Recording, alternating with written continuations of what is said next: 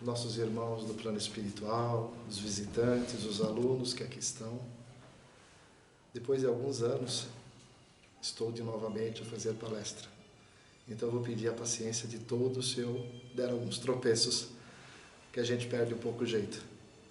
Vamos fazer a nossa prece de abertura? Vamos então fechar os nossos olhos, elevar os nossos pensamentos a Ele, o nosso amado Mestre, que nos ofereceu essa oportunidade desta noite, a oportunidade do aprendizado, do esclarecimento. Deixemos então, meus irmãos, as nossas preocupações lá do lado de fora, porque agora é a hora de cuidarmos do Espírito, de alimentarmos o Espírito. Senhor Jesus, nós vos agradecemos por a Tua presença nesta noite, através da bondade, do preparo, das energizações fluídicas dos nossos irmãos espirituais, amigos aqui presentes. Cada um de nós nesse encontro de corações está aqui hoje, Senhor, para aprender, para buscar se aproximar mais de Ti. E com o amor em nossos corações, nós então vos agradecemos e pedimos assim a permissão para darmos por início a mais uma palestra da nossa querida Casa Espírita, Aprendizes da Fraternidade. Que assim seja, Senhor. Graças a Deus. Então, meus irmãos, a palestra dessa noite, nós temos o tema Jesus, o médico das almas. Sempre que nós falamos de Jesus, nós gostamos de lembrar desse grande irmão. Nós gostamos de lembrar do Jesus apresentado pela doutrina espírita. Esse grande educador dos espíritos em evolução do planeta Terra. E na qualidade de educador, nós então não podemos colocar Jesus dentro das nossas comparações, porque Jesus não cabe dentro de nós. Jesus acompanha o nosso processo evolutivo há milhares de anos. Ele conhece cada um de nós. Sabe o que vai dentro de nossos corações, dos nossos íntimos, dos nossos pensamentos. Ele conhece nossas virtudes e nossos defeitos, aqueles que nós precisamos melhorar, assim também aqueles que nós precisamos descartar. Então não nos cabe compararmos Jesus ao nosso pequeno, atual quadro evolutivo espiritual, moral e psicológico. Porque Jesus não caberia dentro de nós. É como se nós queremos colocar um mar dentro de um copo d'água. Nós somos o copo d'água. Isso não nos cabe. E sempre que lembramos de Jesus, então, como médico, já nos ocorre as curas que ele fazia. E, na verdade, Jesus sempre esteve envolto por inúmeros espíritos, inúmeras pessoas, que carregavam, então, amplos sofrimentos.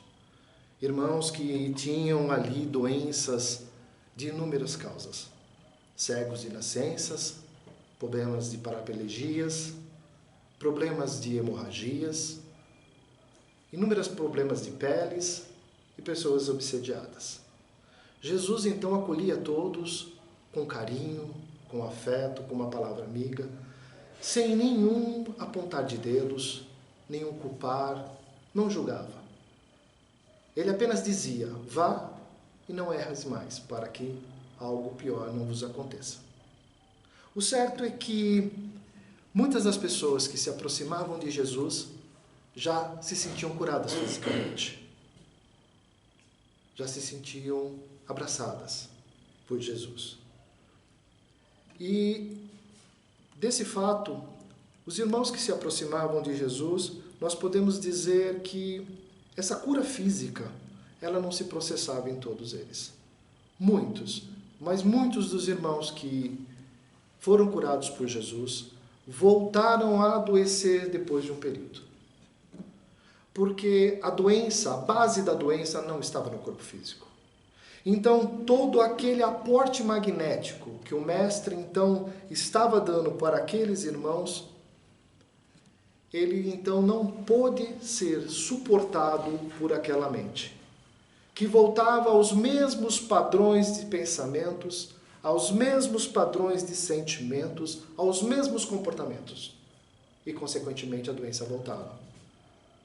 E disto também é verdade dizer que uma pequena parte, muito poucos, conseguiram entender todo aquele processo que Jesus então formulava. Conseguiram fazer a sua reformulação e assim conseguiram obter a cura. Mas aqui nós temos uma notícia para todos vocês. Todos, 100% do que as pessoas que foram curadas por Jesus morreram. Porque a morte ela é um processo natural do ser biológico. Tanto que Emmanuel nos diz que os reinos dos céus não vêm com as aparências exteriores. Porque tudo que nós vemos ou está morto ou vai morrer. Tudo que nós enxergamos tende a morrer. Então, é a lei da destruição cumprindo o seu papel na lei do progresso. Todo o progresso se faz com mortes e renascimentos, com destruições e reconstruções. Então, pensando nesse prisma, falar da saúde do corpo físico é relativo, já que o corpo tende a um processo natural de desgastes, tende à morte, para que haja, sim, a libertação do espírito e o mesmo possa, assim, galgar novos horizontes, novos meios de desenvolvimento. Então é nesse quesito que nós gostamos de enxergar Jesus como médico dos espíritos. Mas o porquê que o espírito adoece? O que leva o espírito, então, a adoecer? Quais são os motivos que fazem com que o tempo o espírito adoece? Já que quando nós falamos que a saúde do corpo físico ela é relativa, porque o que realmente adoece é o espírito. O que realmente mantém saúde é o espírito. Então nós trouxemos aqui um quadro do livro Ação e Reação, psicografado por Chico Xavier, ditado pelo espírito de André Luiz. Ele nos relata que André Luiz e o irmão Silas, então, passam a acompanhar um jovem que estava sendo muito obsediado. Esse jovem estava sendo obsediado por dois espíritos que eram seus tios, que estavam muito, mas muito hostis, muito cruéis com esse jovem. Eles queriam levar esse jovem à morte. Então, esse jovem estava sendo obsediado porque ele herdara do seu pai uma grande herança, uma grande quantidade de dinheiro. E esse pai, então, conseguiu essa fortuna assassinando os seus dois irmãos. Esses espíritos, então, se viam no direito de fazer a justiça com as próprias mãos. Silas e André Luiz passaram, então, a visitar esses dois espíritos corriqueiramente, em curtos períodos de dias, mas corriqueiramente, com o intuito de aprender sobre processos obsessivos. E Silas, querendo ensinar então André Luiz, questiona a esse irmão, um dos obsessores, qual era o processo que lhe permitia ter acesso à mente daquele jovem e ter todo o domínio sobre ela. Então o obsessor Leonel dá uma aula que todos nós espíritas devíamos estudar e reestudar. E aqui não há nenhuma maldade em dizer que o obsessor sabia mais espiritismo que nós espíritas. E ele dizia assim: todos possuímos, além dos desejos imediatistas, comuns, em qualquer fase da vida, um desejo central. Um desejo central ou tema básico dos desejos mais íntimos. O que ele está dizendo aqui? Ele está dizendo que todos nós, independentes, encarnados e desencarnados, possuímos um desejo central. No nosso dia a dia, nós temos muitas atividades. Nós nos desenvolvemos em muitos pensamentos e atividades. E possuímos inúmeros desejos. Desejos de comer, de beber, de ir no banheiro, de conversar, de cantar, de sair. Mas não é esses desejos que ele está falando. Ele está falando dos desejos central. Aquilo que nos move, aquilo que a mola propulsora, aquilo que nós vamos buscar para nós durante, o que formula a nossa personalidade. É desse desejo central que ele está falando. E aí ele continua. Por isso, além dos pensamentos vulgares, que nos aprisionam nas experiências rotineiras, emitimos com mais frequência os pensamentos que nascem do desejo central que nos caracteriza. Ele está dizendo que o desejo central, ele formula a nossa personalidade. O que nós somos. Aquilo que nós carregamos dentro de nós. Pensamentos estes que passam a constituir o reflexo dominante da nossa personalidade. Por que ele fala do reflexo? Porque nós, quando pensamos, nós emitimos uma frequência. Os nossos pensamentos são transmitidos em frequências e vão para universos. Do outro lado, um ou mais pessoas podem receber esse pensamento que possui o mesmo padrão vibratório e voltar esse pensamento a nós. Por isso do reflexo. Tornando-se então um ciclo vicioso, num circuito fechado, que pode durar 10, 20, 30, 50, 90 anos, a pessoa ficar nesse ciclo. Então, esse rapaz, ele tinha um desejo central. E qual era o desejo central desse rapaz? Adquirir e acumular riquezas, para assim garantir a sua estabilidade financeira.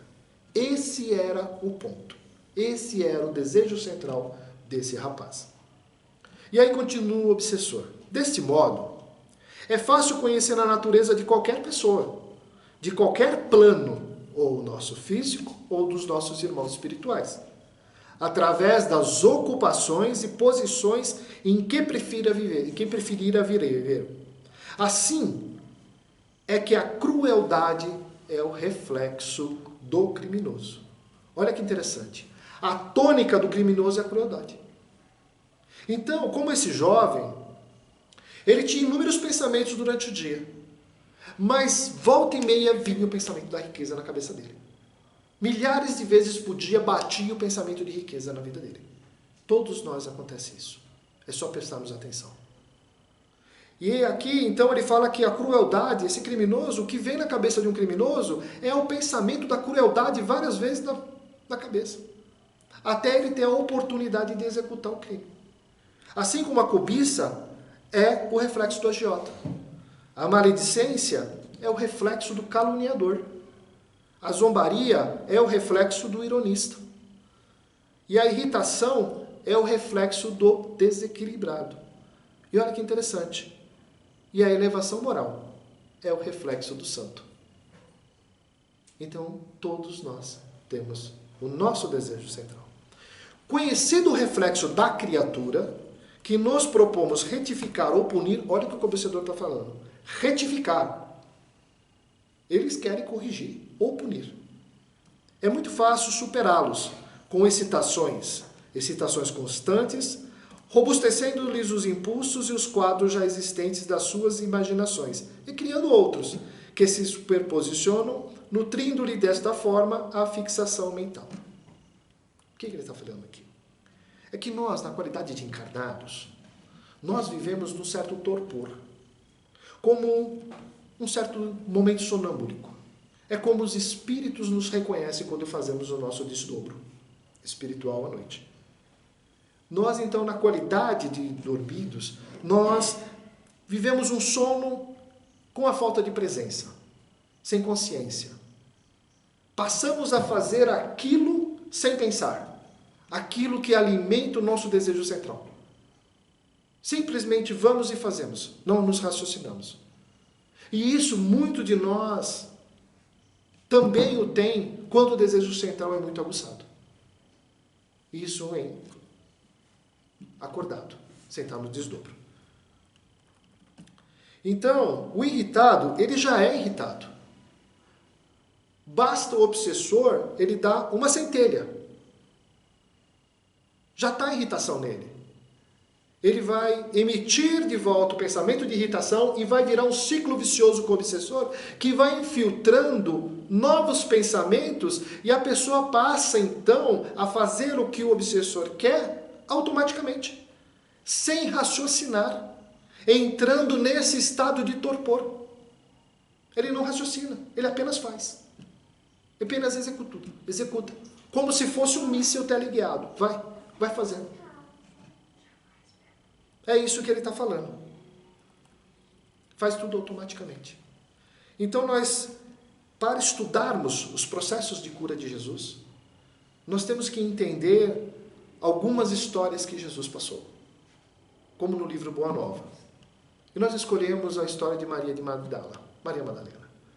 Que a Abel tanto gosta, né, Maria? Eu também. A Abel já deu palestra de Maria. Maria de Magdala. Maria de Magdala, ela estava muito contrariada, depois dela ter ouvido uma palestra de Jesus falando sobre o amor. Por que ela estava contrariada? Porque ela era mulher. E como mulher, e os apóstolos ali estavam, muito ainda sedimentados na cultura judaica, onde a cultura judaica coloca a mulher à parte da sociedade. E ela tinha ainda como agravante ser uma cortesã. Ela era uma prostituta de luxo. Maria de Magdala vivia numa cidade muito rica. Ela era visitada por inúmeros homens importantes, que lhe davam muitos presentes. Eram joias, perfumes, roupas, alimentos. E ela então vivia numa vida de luxo. E ela se sentia muito confortável com aquilo. Ela, quando escuta aquela palestra de Jesus, falando sobre amor, ela então sai daquele estado sonâmbulico. E ela então percebe que algo estava errado com ela. Algo estava errado com o seu espírito. Ela percebe que o seu espírito estava doente. Mas ela não era senhora de si. Ela não tinha forças para entender o que era e como combater aquilo. Ela desejava ser amada e desejava amar também. Mas ela não sabia lidar com essa energia, com essa força. Então ela procura Jesus. E ela fala ao Senhor: Senhor, ouvi as vossas palavras consoladoras e venho ao vosso encontro. Tendes a clarividências dos céus e podeis adivinhar como tenho vivido. Sou uma filha do pecado. Só sentimento de culpa. Todos me condenam. Entretanto, mestre, observai como tenho sede do verdadeiro amor. Minha existência com todos os prazeres tem sido estéril e amargurada. Ela não conseguia satisfazer essa energia do amor. Ela buscava, mas ela não conseguia satisfazer. E ela não conseguia entender isso. Este era o ponto. As primeiras lágrimas brotaram dos seus olhos enquanto Jesus contemplava com bondade infinita. Olha isso. Em Jesus não havia uma vibração de acusamento, querendo julgá-la. Não havia isso. Somente acolhimento. Ele tinha bondade infinita para com ela naquele momento. E ela se sentindo então acolhida com esse amor, porque realmente, somente o amor verdadeiro, a bondade infinita, essa bondade é que pode curar os espíritos doentes. Conselhos, puxões de orelhas, palestras, ajudam. Mas somente o verdadeiro amor é que pode curar. Então ela se sentiu esse acolhimento. Aí ela fala: ouvi o vosso convite ao Evangelho. Desejo ser das vossas ovelhas. Mas será que Deus me aceitaria? Olha o pensamento dela. Pensamento de culpa. Pura culpa. Ela sabia o que ela fazia. Ela tinha consciência disso. Jesus fala para ela, citando-a enternecido e sondando as profundezas do seu pensamento. O que ele está falando? Sondar os pensamentos, alguns médicos conseguem fazer. Mas Jesus estava sondando as profundezas do seu pensamento. Ele estava fazendo ali uma tomografia espiritual na Maria de Magdala. Ele estava querendo identificar qual era o desejo central dela. o quanto Maria de Magdala tinha de consciência, o quanto ela tinha de despertise nela. Se ela estava acordada, se ela tinha consciência do seu problema. Era isso que Jesus estava fazendo. E nesse instante ele fala: Maria, levanta os olhos para os céus e regozija-te no caminho, porque escutastes a boa nova do reino, e Deus te abençoe as alegrias. Olha isso. Acaso podereis pensar que alguém no mundo estivesse condenado ao pecado eterno? Onde então o amor de nosso Pai? Nunca vistes a primavera dar flores sobre uma casa em ruínas? Uma casa toda em ruínas? Os quintais nascendo flores nos telhados, nas paredes, dentro da casa. As ruínas são as criaturas humanas. E as flores são as esperanças de Deus. Poético isso, né? É lindo. Sobre todas as falências e desventuras próprias do homem, as bênçãos paternais descem e chamam. O homem pode errar. O homem pode fazer o que for. Deus vem e mostra o seu amor. Nós podemos fazer o que quisermos. Nós nunca vamos conseguir tirar esse amor de Deus para conosco. Independente do que nós fizermos. E ele fala: sentes hoje este novo sol iluminar-te o destino. Caminha agora sobre sua luz, porque o amor cobre a multidão dos pecados. O que ele está dizendo? Maria, você só está me procurando porque você começa a se sentir amada por Deus. E quando a gente começa a se sentir amado por Deus, a gente se liberta do sentimento de culpa. E a gente canaliza toda essa energia para a nossa mudança interior, deixando o pranto de lado. Porque se Paulo de Tarsus continuasse nesse processo de arrependimento, ele não teria dado um passo na direção de Jesus Cristo, que também entendeu o mesmo processo, porque ele também se sentiu amado por Deus. E ele responde a ela: ela fala, né? Entanto, Senhor, tenho amado. Verdade. Ela estava tentando amar, do jeito dela, mas ela estava tentando. E tenho sede de amor. Jesus falou: sim, sua sede é real.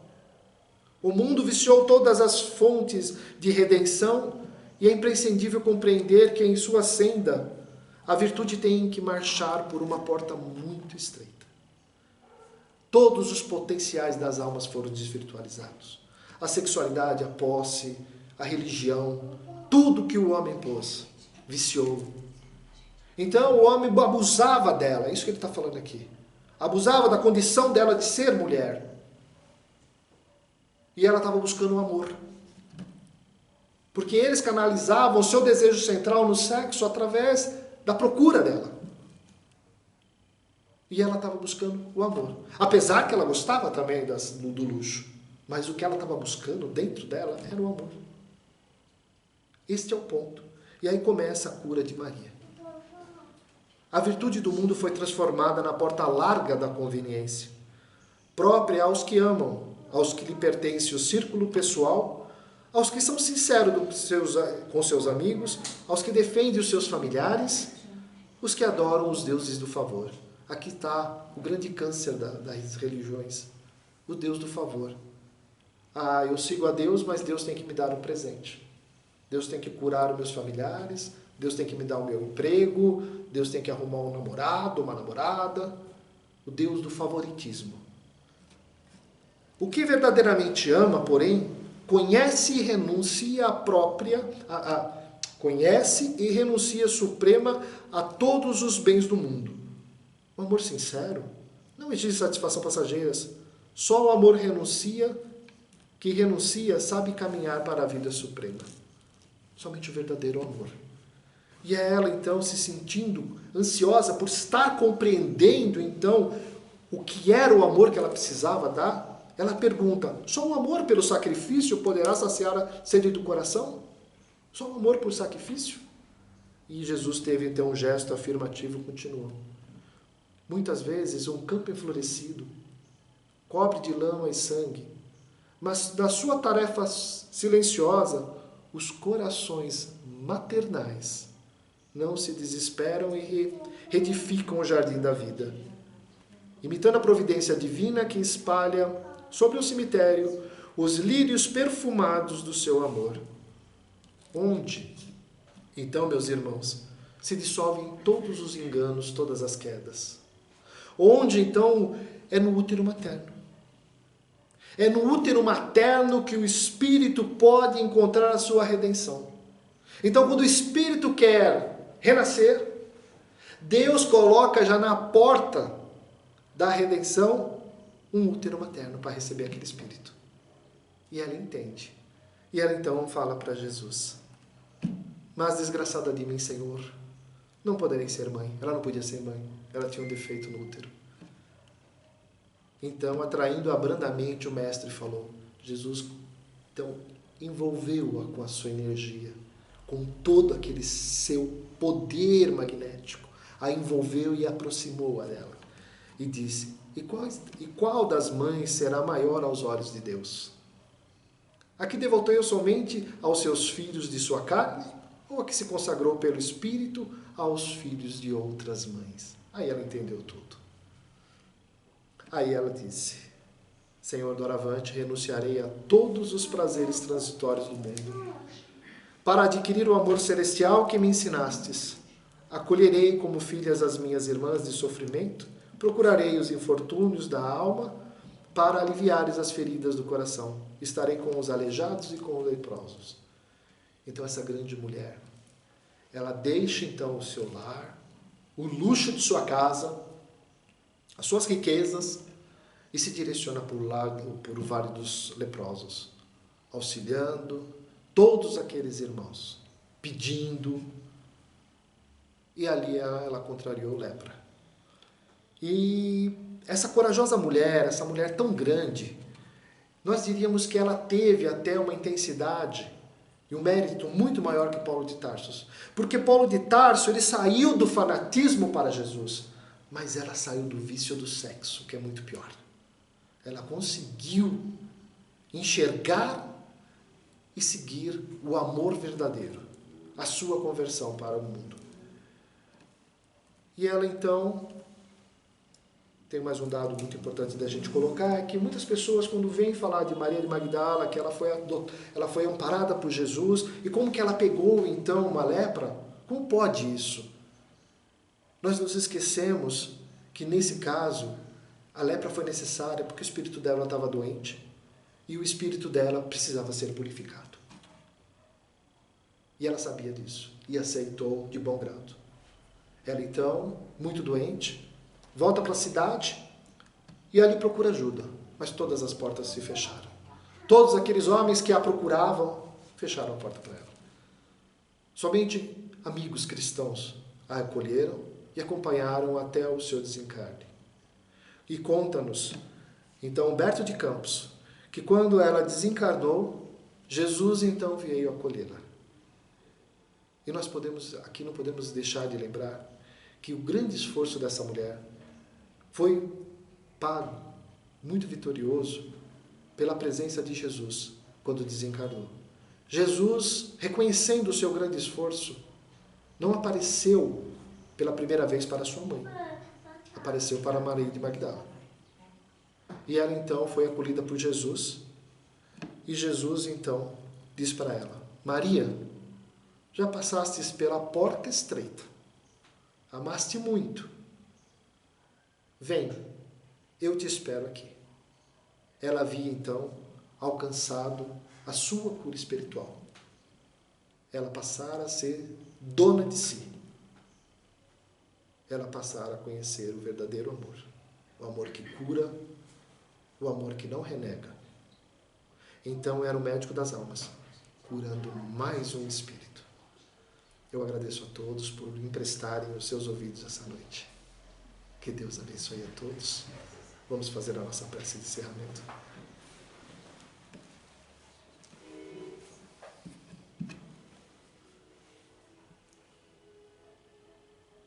E assim, vamos fechar os nossos olhos e agradecer a Jesus, esse nosso querido educador dos espíritos no planeta Terra, por nos conceder mais esta oportunidade do aprendizado, do esclarecimento. Sabemos que não podemos curar, Senhor, sozinhos as nossas doenças espirituais, que precisamos de Ti. Faça-nos de nós, Senhor, reconhecer o verdadeiro amor de Deus. Auxilia-nos a vermos, Senhor, o nosso desejo central. E se ele for dos vícios da humanidade, auxilia-nos a combatê-los, ó Mestre. Intuindo os nossos mentores a nos intuir. Senhor, caminha conosco no retorno aos nossos lares, nos protegendo, para que nós chegamos em segurança. E lá, Senhor, entra conosco. Ilumine todos os cômodos de nossa residência, de nosso lar. E todos os irmãos que lá estiverem recebam esse brado de luz, de paz, purificando todos os cantos, destruindo fontes vivas de pensamentos, miasmas, nos enriquecendo o nosso lar com o vosso amor de pureza e de esperança. Dê, Senhor, o mesmo que deste a mim, aos meus queridos parentes. Auxilia cada um deles nas suas dificuldades. Caminha conosco, Senhor, porque não somos nada longe de Ti. E sobre vossas bênçãos e dos irmãos aqui espirituais, nós pedimos assim a permissão para darmos por término a mais uma palestra da nossa Casa Espírita, Aprendizes da Fraternidade. Que assim seja, graças a Deus.